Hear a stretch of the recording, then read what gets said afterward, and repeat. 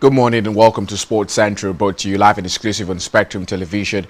Today's Friday, weekend upon us already, and we're looking at the trending stories in the world of sport, from the world of basketball to tennis, as well as football. Yesterday, Tottenham Hotspurs further condemned their chances of making it to surviving in the Premier League as they lost to Crystal Palace, and now they're just 1 point above the relegation zone. These and many more would form the crux of our conversation. CAF also in the news as they've cancelled the Wafcon just 12 days to the start of the competition. All of these stories are what's trending today in the world of sport, and we'll take a look at them. But remember, you can follow us on all social media handles. Go to Facebook, go to X, following on Twitter, go to TikTok as well at Spectrum TV Live, and hit the follow button. We'll take just a quick breather. When we're back, Sport Wrap-Up in full.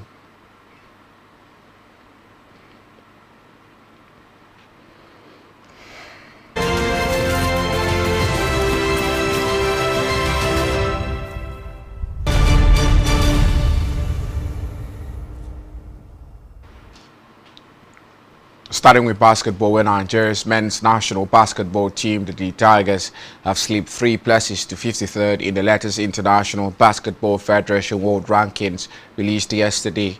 The drop sees Nigeria fall from their previous position of 50th globally and 8th on the African continent, with 271.2 ranking points in the rankings published by the sports governing body.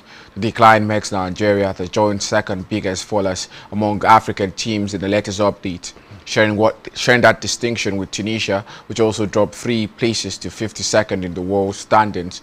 Rwanda recorded the biggest fall on the continent, slipping 5 places to 86th.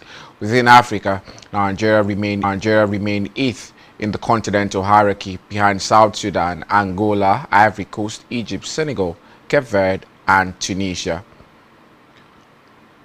We'll take just a quick break, and when we're back, we'll continue Sport Wrap-Up.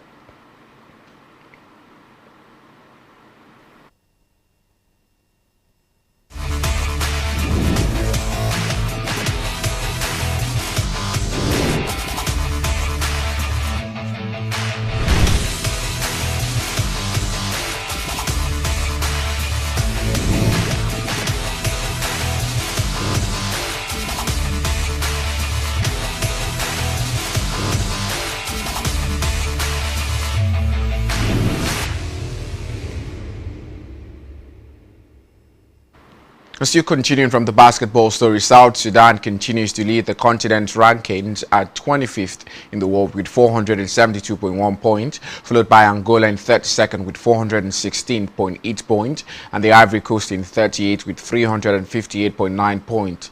Egypt occupies 4th position in Africa and 43rd globally with 319.7 points, while Senegal is ranked 48th in the world with 295.9 points.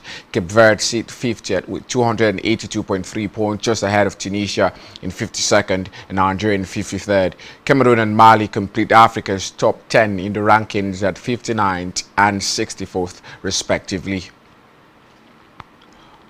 Now to tennis, where Grigor Dimitrov seized revenge and a blockbuster opportunity in one stroke yesterday at the BNP Paribas Open, where he overcame Terence Artman in 6-4, 5-7, 6-4 to line up a heavyweight Indian Wells clash with top seed Carlos Alcaraz.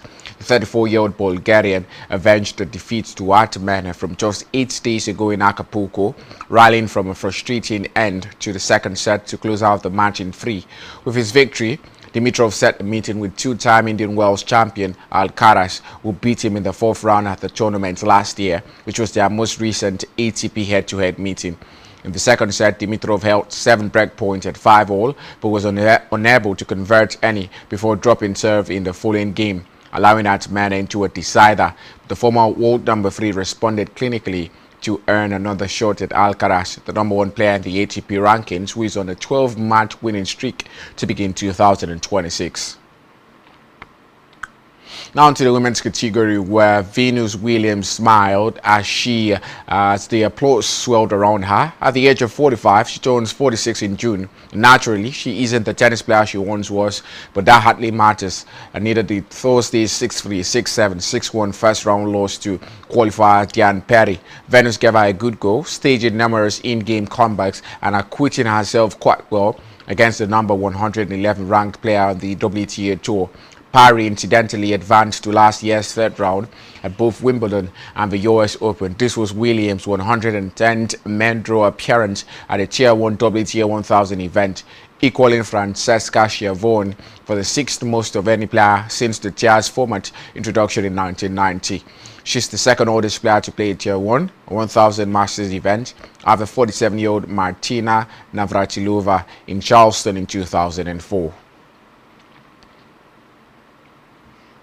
On to NBA, where LeBron James broke the record for most field goals made in NBA history yesterday, though the latest milestone in his glittering career did not stop the Los Angeles Lakers from crashing 120 to 113 to the Denver Nuggets.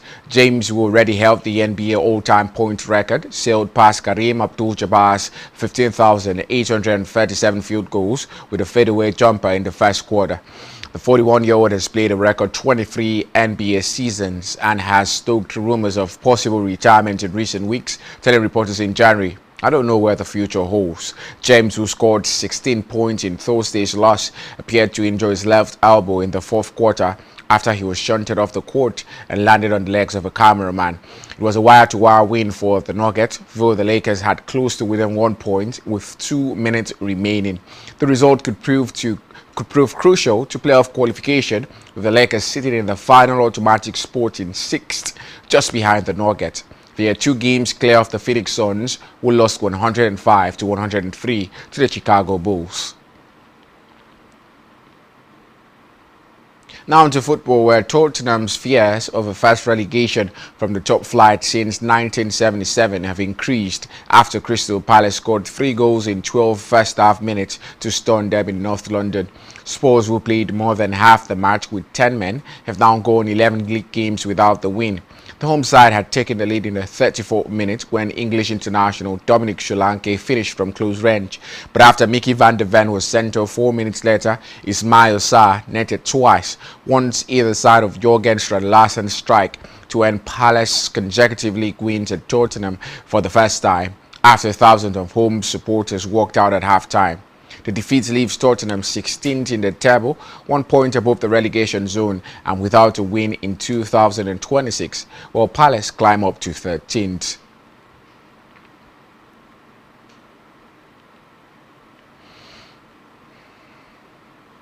And that's all we have for you on Sport Wrap Up this morning. We'll take just a quick break, and when we're back, it's going to be a conversation and proper analysis on all the stories we have for you today. Don't go anywhere.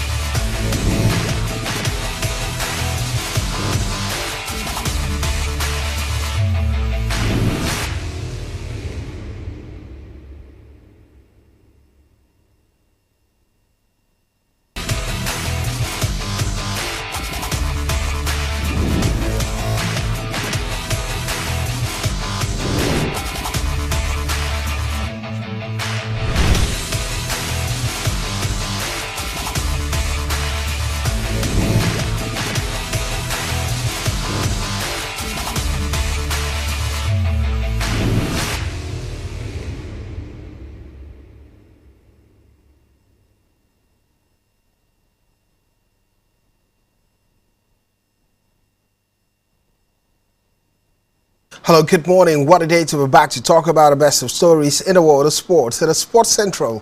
And my name is Blyden Rukem. Exciting times ahead.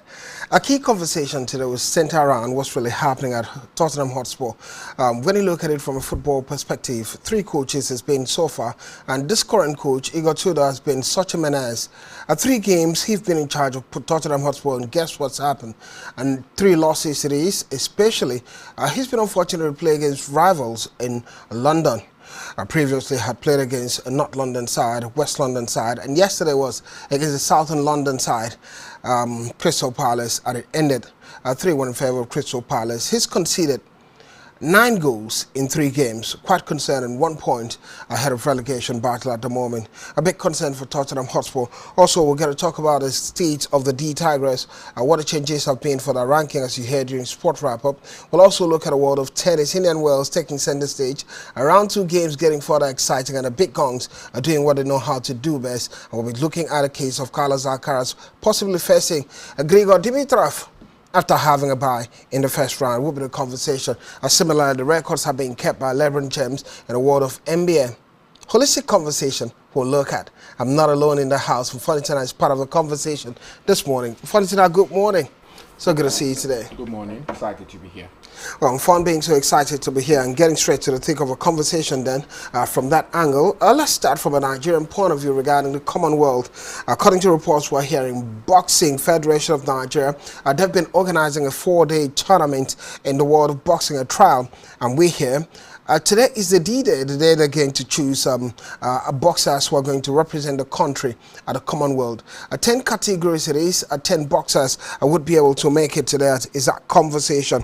128 boxers participated, comprising 101 men, 27 women. Began this competition on Tuesday, March 3rd, at a span to the very last category. Yesterday, we saw some decent performances, especially in the men's 75 kg category. Wahab Abdurrahman defeating Kodos Adeniji, advancing to the semis, while Quadri Ilori beating Israel Obodo via split decision to also progress. Unfortunately, the numbers counting so fast, and we're looking at a Commonwealth. Many would argue and say, look, or many would say Nigeria's always get to do well in Commonwealth games, especially in boxing. But the D-Day, finally. I think it's quite, I don't know how to say, maybe ironic, because we had 101 men at the start of this and 27 women, but now we have to choose only 10 of those people. So it's quite, I'm just worried about the people who are in charge of choosing now, because at the end of it, the final 10 people might not necessarily mean the best out of those bunch, because what if someone gets beat at the quarterfinal stage, maybe by a lucky fluke and all of that? It happens in boxing, we see it time and time again. Many would say it's part of sports anyway. Yeah, that's what I'm saying. So, and at the end of it doesn't make it to the final, but good enough. Vivian Azumene, the secretary of that boxing federation, has come out to say that they would also be on the lookout for bright, talented prospect out of that. So even if you lose at a point, you'd still be brought into camp as a sparring partner. And we know what happens with sparring partners. At a point, it could be interchange. We've seen, at the Olympics before, it's a sparring partner having to step in to compete on short notice. So I think it's quite good to see what's happening there. Not just discarding the rest we've lost, maybe along the way. There could be good boxers in there, who are falling along the way. 101 is a large number to cut down for. So I'm expecting to see maybe 20, 50, 30, maybe 50 is too much now. 20 good athletes, 20 good boxers from this particular boxing camp. Well, at the end of it, if you're taking 10 good ones that are going for the tournament proper, and you bring 10 for who did well in the trial version, also being a sparring partner for them, we got to see what happens for the future of these boxers moving forward. Interesting part of it, 80 bouts took place in this particular context in the next within 4 days of the tournament. But a conversation also centered around those in diaspora who also came in, and according to information we're hearing, those who came in from diaspora owned their own and performed quite well against the locals. Quickly, let's move still within the context of Nigeria and talk about some form of recompense that's taking place when it has to do with a reward system. According to reports we're hearing, African Youth Game winner also gets NSC cash reward. We hear well, the athletes are talking about a gold medalist in 400 meters event. She's winning a 3 million naira cash prize She won the gold medal, talking about Hafso Majo Kodumi in that regard. Well, the tournament took place in Angola.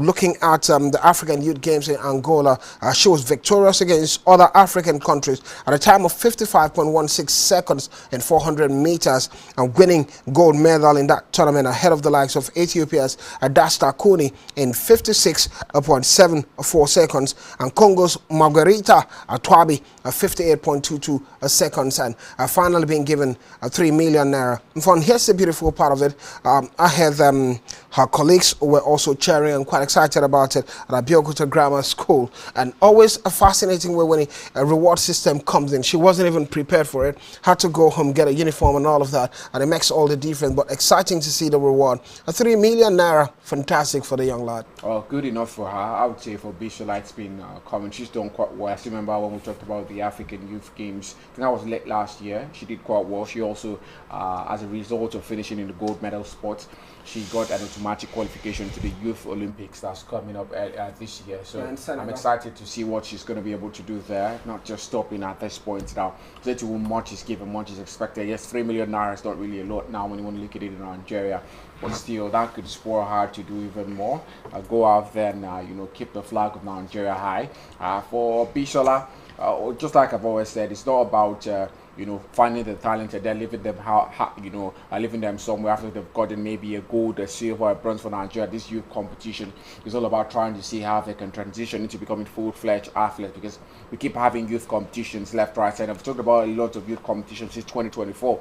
I want to know the proper transition system in place for these ladies. I want to see Bishola being given a scholarship probably to any college in the United States of America, and so that she can progress fairly and also get to compete with different athletes who are near level, who are also in the top level compared to her now. So let's see what happens in the next 5 to 6 years for Bishola. Well, let's see what gets to happen in the next 5 to 6 years for Bishola Mfanisi. Speaking about it, and quickly see regarding another Nigerian. In recent times, we've seen some kind of comatus taking place, especially from a federation's point of view. In athletics, we really talked about it, where athletes come out and really complain about being abandoned. But it was a similar story regarding the cycling federation. But the cycling federation has come out to reject claims by Nigerian cyclist Eze Lovina, who claimed that she was abandoned. Meanwhile, the Secretary General Joel Akinloam dismissed the allegation and saying, look, all of this that they're saying is misinformation and not right to really look at and talk about it from that angle. One fun is always going to be that way. We've seen some of the changes that's taking place over the time, and athletes are beginning to speak out a lot when things are not right for them.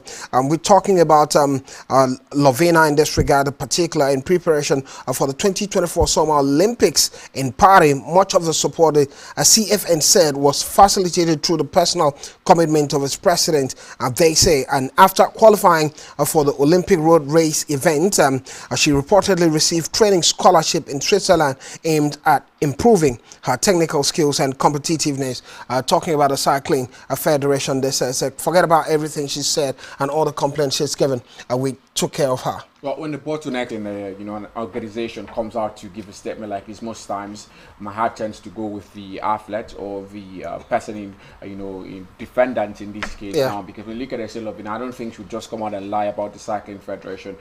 She came out, I think that was 2 weeks ago or 3 weeks ago, to come out and talk about what's been happening. She's been abandoned by the cycling federation and all of that, not really having the needed support. It doesn't seem like a new thing in Nigeria. It doesn't seem like a new thing. So I don't know what the cycling federation are saying. They've also used that particular medium to also tell Nigerians that they've pumped, I think, 80 million naira into the cycling federation to try to get things working. But the question is Eze Lovina really catered to? That's it, because I doubt she would come out to complain when things are not going right. Nigerians, from what I know, are very, very grateful people. We've seen it time and time again.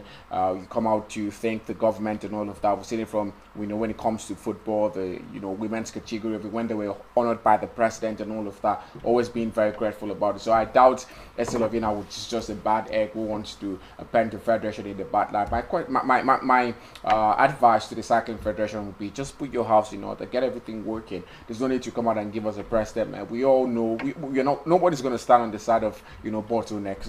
It's never going to happen, because we know you guys have got the money, and we've seen the precedents in Nigeria, in Africa now. federations like this, sometimes money meant for players will be siphoned somewhere. So it's never going to be a case where people get in their favor. But at this point, I just want to hope everything goes well and Eselovina gets what she deserves. Many hopes things getting well from a Nigerian point of view, and not just in the world of cycling, but also in other federations. Recently, there seemed to be some level of tussle in basketball, FIBA.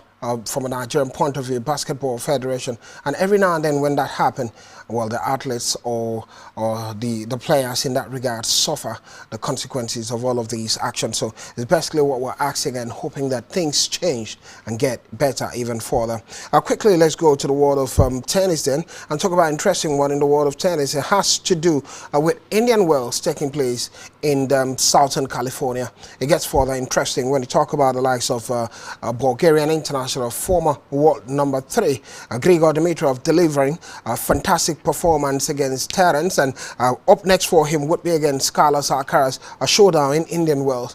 Funny enough, when you talk about Grigor Dimitrov from last season, 2025, half of 2025, it was a struggle for him because of pectoral injury. But moving forward this year, before this win, he's been played how many? About 4 consecutive defeats for him, and now picking up the pieces, getting that victory. But head-to-head against Carlos Alcaraz, a 4-2 it is, and we're looking at last time out they played Indian Wells, Carlos Alcaraz got the better of him, but 4-2, it means he can still beat Carlos Alcaraz. A big game we're looking forward to between these two superstars, world number 1 against former world number 3. Oh, definitely. I think for Dimitrov, he's had his eyes set on this particular showdown for quite a long time. At the start of the competition, already started talking about it because it was going to be a potential showdown between him and Carlos Alcaraz, and he had to get through a very, very, very difficult set to a difficult match to face Carlos Alcaraz. Yeah, 6-4, 6-4, 5-7, 6-4. He lost the second set in that. So when you look at it, Carlos Alcaraz is a step ahead of bulk of these other tennis stars. So if he could lose the second set against a previous opponent, what happens against Carlos Alcaraz? So now I'm expecting a very, very good tournament. Carlos Alcaraz, that's going to be his first match, but for Dimitrov, it's going to be his second. So he already has, let's say, how would I put it now? He's gotten momentum in his favor. He's been there. He's got fitness on his side now to already play the match. So for Carlos Alcaraz, his first match might have rustiness, but not forgetting that Carlos Alcaraz has been unbeaten in 2026. Yeah, 12-0 it is. So it's something that's definitely going to work in his favor. So I expect a very, very good match, but I tip Carlos Alcaraz to go through. Valentina going with Carlos Alcaraz, hoping that it becomes a 5-2 in favor of Carlos Alcaraz, head-to-head in that regard. But Grigor Dimitrov said, well, I'm just going to stay cool and look in there and focus and do fewer mistakes. Somewhat, somehow, I can get the result. I've done it before. I can do it again. The last time out both players played, it was a resounding victory in Indian Wells for Carlos Alcaraz, a 6-1, 6-1 a victory. Let's see what pans out in there. The likes of Sebastian Korda of the United States of America got a victory against Argentine international Kumasana in this one, a 7-5, a 6 love in that direction. Lots of games also taking place in the world of tennis. Well, Kovacevic also getting past Hubert Hooker's to progress in Indian Wells. Unfortunately, this one looks surprising. Hubert Hooker has been beaten by Kovacevic in that regard. Definitely. I think for Hubert Hooker, it's been a very, very top situation over 2026. Not really at the best. I don't know if we've really seen the best of Hubert Hooker's, but this year has been quite up and down for him already. It's just March, so some would say still a long way to go, maybe 9 more months. You could see a change that for him, but Kovacevic has done quite well this year compared to Hubert Hooker, so not really a shocker to me. I think he's reached the semi-finals of a tournament earlier in February or January thereabouts. So Kovacevic, for me, he was always the favorite heading to this particular one against Hubert Hooker. Hubert Hooker is the bigger name, but Kovacevic currently is more in form, so not much of a surprise to me. I just want to see how far Kovacevic can go. He's trying to do something unprecedented for him, not yet in the top 20 in the world, so still trying to ease his way up the rankings, and hopefully if he gets as far as the semi-finals in this one, you never can tell, break into the top 20 and from there start becoming a household name. Well, becoming a household name could be something to really look forward to, but let's see what pans out for some of these big superstars and the preparation that comes with it. Well, further games will be taking place. The likes of Tommy Paul will take on Bex in this particular tournament at a round of 64. Part of it will be Chever against Chapovalov and Yannick Sinner against Ashina in that regard. One key game that's so interesting to me would be that of Alexander Zverev taking on Berrettini as something to really look forward to. Maybe in the coming days we'll talk about a further of all of these particular games. Let's quickly switch gear and go to the women's angle when it has to do with Indian Wells. It would be Venus Williams falling to Paris, but the appreciation endures at Indian Wells. Well, before the channel, let's look at it. When you talk about Venus Williams, and how old is she now? 47, and that's quite concerning for Venus Williams, but we're hoping she gets past a 111 ranked tennis player, but it's not really happening this one.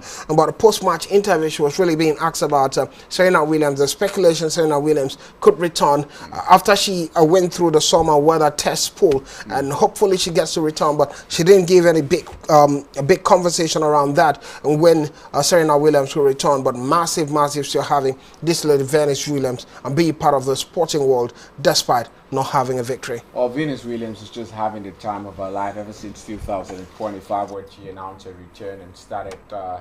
She's had, I think, one win. Yes, she's had one wins. Then in the double, she's had a few wins as well.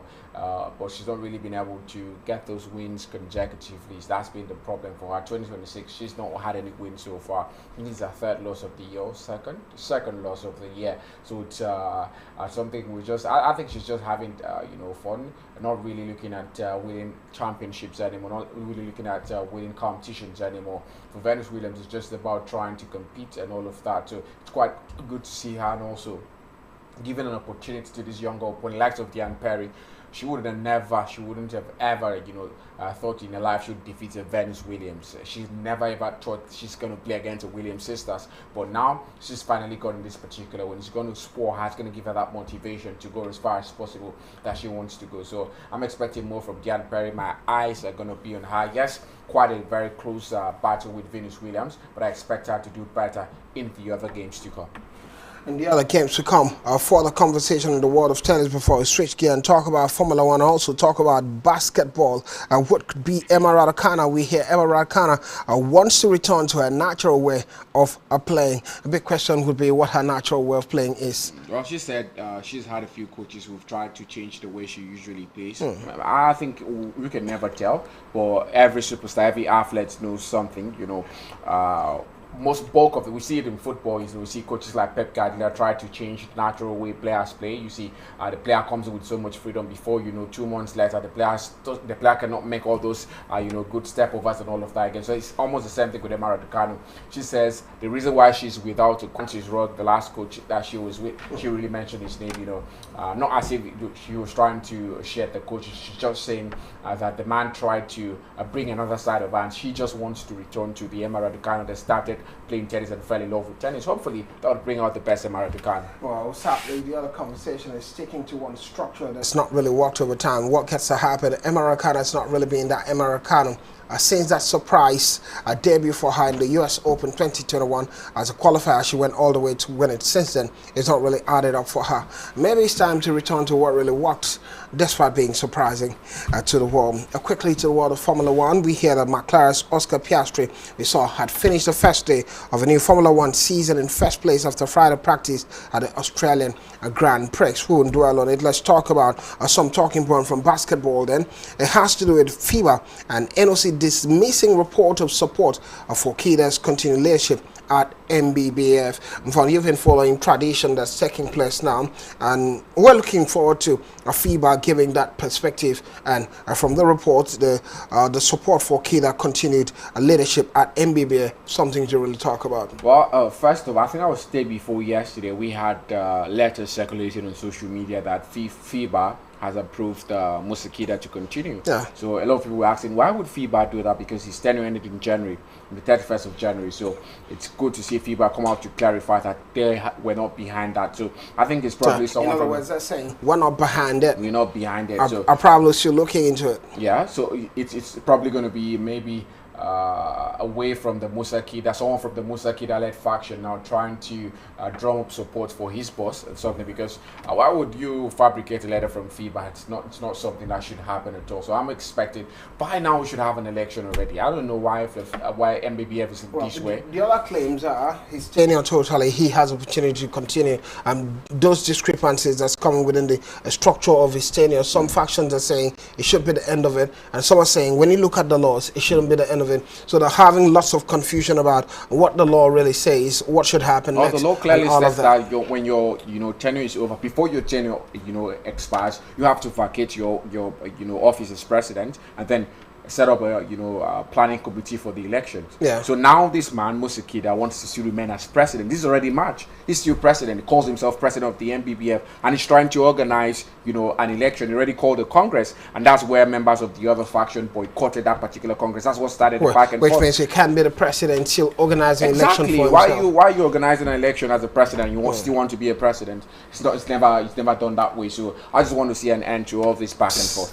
I'm looking forward to the end in the back and forth in Basketball Federation of Nigeria every now and then, every season. And before we used to talk about football, a federation difficulties that comes with it, but it's normal about football, definitely nice about basketball, because every now and then it seemed like a huge battle. Before Gida sat on that position, it was a huge battle. In fact, Nigeria was suspended from international competition, and then boom, Gida became the president. And even after the tenure seemed to be finishing, Gida is still within the context of many troubles at the federation. And from a Nigerian point of view, heard the news, the Tigers dropped to 53rd in the world.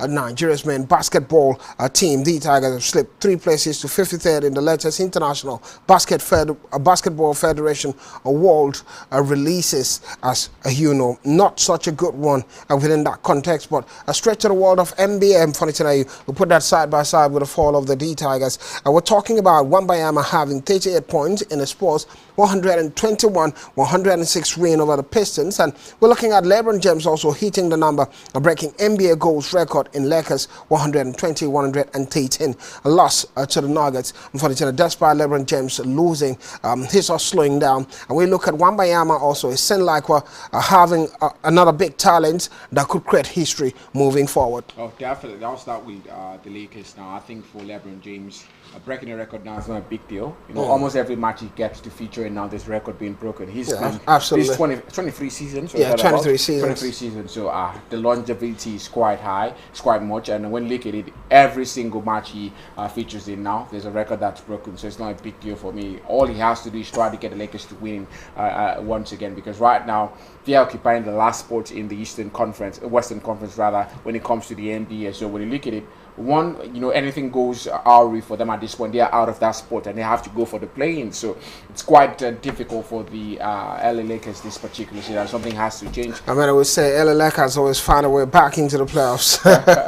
Well, let's see if it happens. In the course of a season, the dance around mid-table and all of that, maybe close to where we have the play-ins, but before you get to the playoffs, they find themselves back into the playoffs. Exactly. So we're expecting to see LeBron James and Luka Doncic there, because it would be quite sad to have such a talented side, Austin Reeves there as well, and having the LA Lakers at the playoffs. But for the Spurs, good for them. The Pistons are the Eastern leading side, so when you look at it that way, one of the best sides in the Eastern Conference. I think they're top. Yeah, the Pistons are on top of the Eastern Conference. Well, the Spurs are in the Western Conference, and how the NBA works, you can play someone from the Eastern Conference, you can play someone for the Western Conference. So being able to defeat the leader of the Eastern Conference shows the Spurs are definitely in. When I say these guys might just go out and win the NBA, I'm not joking, because when you look at what they've been able to do, they've beaten the Oklahoma City Thunder. That's the leader of the Western Conference. Now they've beaten the Detroit Pistons, who are the leaders of the Eastern Conference. Who's going to stop this side? That's the question. Well, they better find themselves to also be leaders in that direction of the conferences. From the Eastern Conference, top of the Detroit Pistons, and number 2, Boston Celtics, New York Knicks, and number 3, Cleveland Cavaliers, number 4. And we're talking about Toronto Raptors and Philadelphia 76ers. We go even further downward in the Western Conference of the NBA. It's Oklahoma City Thunders and San Antonio Spurs at number 2, Minnesota Timberwolves, number 3, Houston Rockets, and number 4, Denver Nuggets, number 5, and Los Angeles Lakers at number 6. Talking about those within the position where they can go into the playoffs, is that conversation. Before we go on that break, where we talk about on a talking point in the world of football, the Timberwolves recorded 150-107 win over the Raptors, and short-handed Warriors edged Rockets 115-113 in overtime thriller. Meanwhile, the Chicago Bulls held off the Suns 105-103 for a second win in 3 games after an 11-game skid. Meanwhile, the Miami Heat surged past the Nets 126-110 as Brooklyn's skid reaches 10 and the Pelicans defeating the Kings 133-123.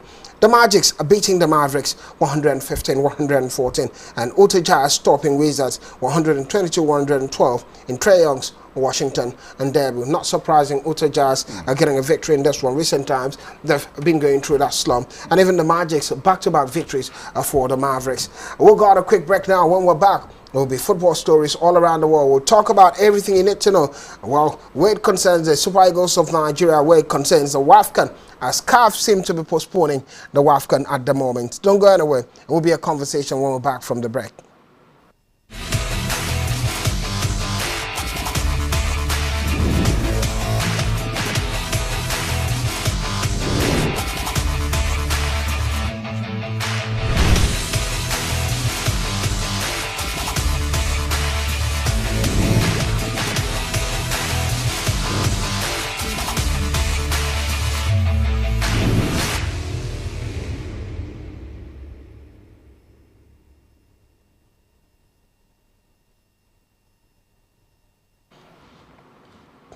Welcome back to Sports Central. My name is Vladimir. Exciting times ahead in the world of football then. And I will talk about football stories around the world and the angles that comes with it. First, from a Nigerian point of view, the Nigerian Premier Football League will be nominees for Manager of the Month. It has been unveiled. Well, fun, I don't know if you've seen it, but the quartet of Fidelis Ilechukwu of Rangers International Football Club and Benga Ogumbote Plateau United and Aziz Mohammed Katsina United and Bright Ozabege. We're talking about Oza Barber. We're talking about the Krodo City have been nominated for the Nigeria Premier Football League MPFL Manager of the Month. I don't know who stood out for in terms of performance. Ilechukwu had 2 wins, 2 draws in 4-game period. Flying Antelopes are maintaining second position in MPFL. And we're talking about Gumbote leading Plateau United out of relegation zone during the month. Well, I think for Benga Gumbote, it has to be him because he did so well with Plateau United before he took over. They were in the relegation zone. Yeah. But after taking over, they're completely out of that relegation fight. Now, we've seen Kano Pillars, we've seen Remo Stars all in relegation. They've been there for quite a long time, but this man took over from Plateau United and with a snap of a finger, they were out of there. So I think... Yeah, 3 wins, 1 defeat. Exactly. So I seems to be the biggest. The other sides have 2 wins. Yeah, 2 draws. Yeah. 2 wins, 1 draw, and all of that. So I think for Benga with 3 wins, he definitely deserves this particular award. Well, Benga deserves a particular one. Funny, I've spoken about it. Others have just 2 wins, 2 draws. But those are the managers that have done well from a Nigerian point of view and moving forward. Let's talk about CAF then, as we hear that CAF postpones Wafcon 2026 just 12 days before a kickoff. Well, funny, it was forthcoming. Yeah. Not many people would say they didn't anticipate it, especially after the crisis of the Nations Cup where Senegal defeated Morocco, but it was quite controversial. Yeah. Moroccan authorities came out to distance themselves away from the Women's Africa Cup of Nations. But it seemed like a bit appeal for me. Also within the context that many African superstars also complained, why is it all Morocco? And now they said, we're not doing it again. We're not going to host the Wafcon.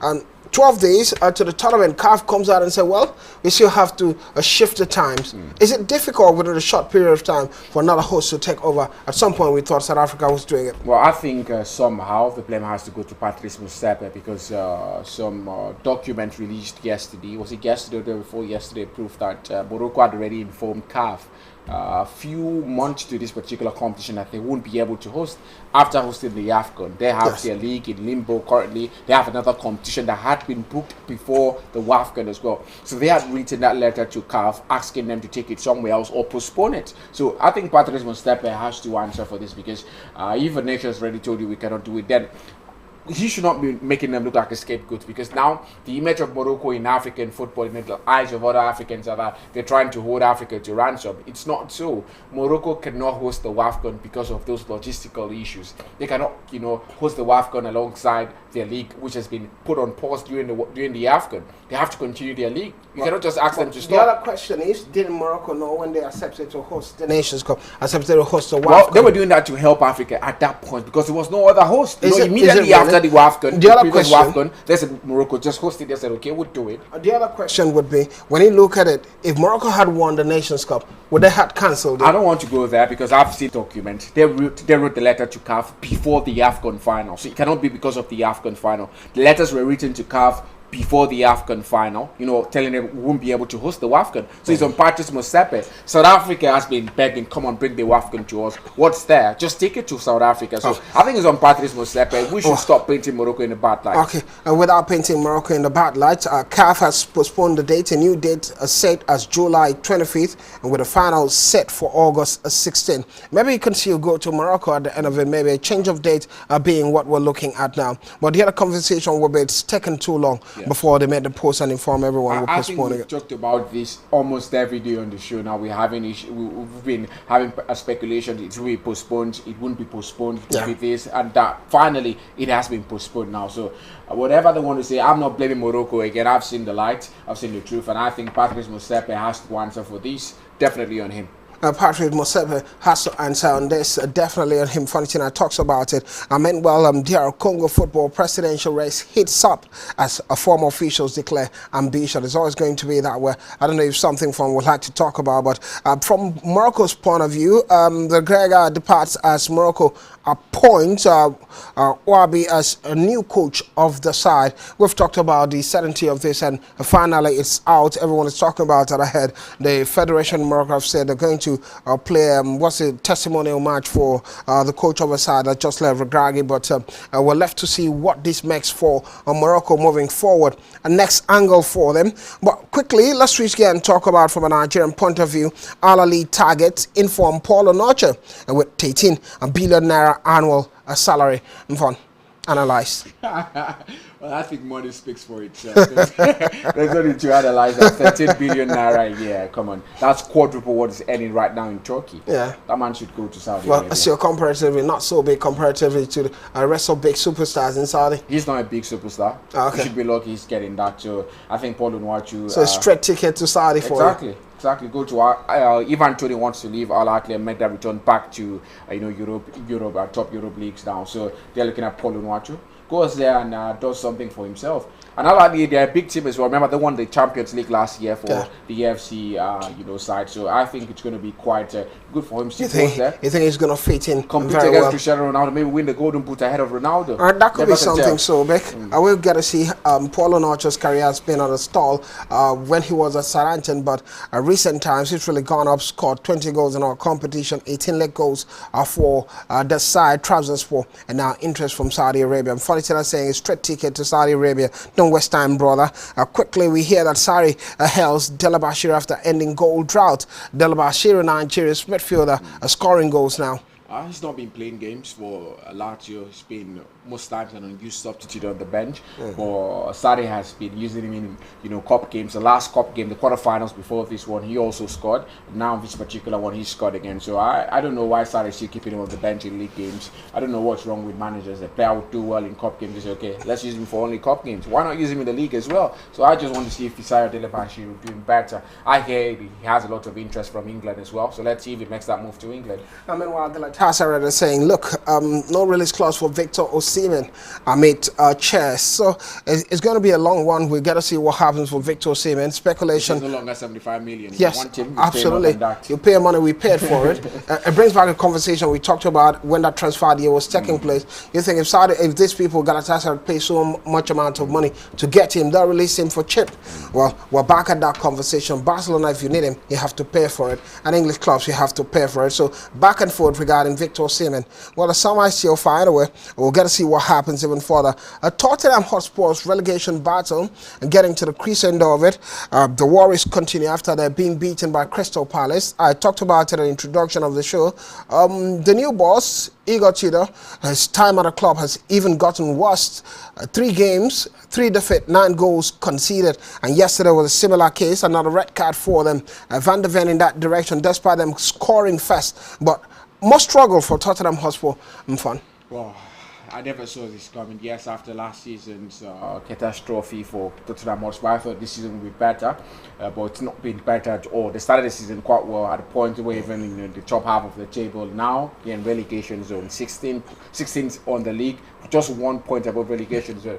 I look at that relegation fight. That's not a fight Tottenham Hotspur should be dragged into right now, because those teams are beginning to win games desperately. And they seem to be in a free fall. And Tottenham are just falling. Yeah. So if they lose their next game, they're definitely going there. If you say they're falling, it seems like they can fall in hole somewhere. Right now they're on a free fall. Here's how bad it is. The last 5 matches have been defeats. They've not won in 2026. Yeah, quite bad. Last 5 matches, 11 games without a win for Tottenham Hotspur, and it's that bad for them. Quickly before we get to bounce, Dele Alli begins training at Tottenham Hotspur. Maybe it's the Messiah could come back and change that. Dele Alli. Well, we're hoping that Dele Alli gets to improve fast and be a footballer, because for a while he's not considered a footballer any longer. A hurricane calf injury imperils Bundesliga's record chases that conversation. Alan Pardew claims Arsenal title will come with an asterisk. Mikel Arteta wouldn't mind. Bring that asterisk, bring the cup as well. Many fans are saying the same thing. Leave the asterisk out of it. Whatsoever you want to talk about, set piece, that's on you. When you are a champion, you are a champion. Bernardo Silva insists a referee halting Manchester City title push. While the others would say there was a time referees were also in favor of them. Anyway, exactly. What goes around comes around. Some games take place today as we set to bounce. Wolverhampton Wanderers against Liverpool. Celta Vigo versus Real Madrid. Napoli versus Torino. Paris Saint-Germain versus Monaco. Bayern Munich versus Bangladesh. Mönchengladbach. What brought Bangladesh in this? Mönchengladbach. Yeah. Unfortunately, now which one stands out for you? Italy, Premier League, Wolverhampton Wanderers. No, that's the FA Cup. Yesterday. Okay, FA Cup. A La Liga game, Celta Vigo. But Wolverhampton Wanderers back to back Liverpool. Yes. Interesting. So I think it's an opportunity for Arne Slot to get his revenge, though it wouldn't matter. Rob Edwards would gladly lose if it means he stays put in the Premier League. But for Celta Vigo against Real Madrid, that's the game to watch. If Madrid lose again tonight, that's 3 games on the bound to lose it. So it's going to be very, very difficult for Madrid. But let's see if Vinicius Jr. is the man they say he is. Without Kylian Mbappe, they've been losing games, dropping points, playing a very dismal football. So let's see what happens tonight. Let's see what happens tonight for Real Madrid moving forward. Well, we have to bounce at this point. Thank you, Funny, tonight for being a part of it. The week is getting to the crescendo of it. All I can say is enjoy your weekend. We'll be right back next week talking about sporting activities and all the reports that comes with it. My name is Blyden Kim. Thank you for watching.